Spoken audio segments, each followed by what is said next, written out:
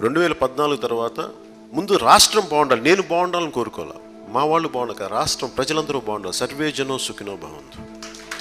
మనం ఏమంటాం, భారతదేశం తాలూకు మూల లక్షణమే సర్వే జనో సుఖినో భవంతు. అందరూ బాగుండాలని కోరుకుంటాం. కొద్దిమంది హిందువులే బాగుండాలి, కొద్దిమంది క్రిస్టియన్సే బాగుండాలి, ఇంకొంతమంది అట్లా కాదు, అందరూ బాగుండాలి. అన్ని మతాలు, అన్ని కులాలు, సకల సమస్త ప్రాణకోటి అందరూ బాగుండాలి.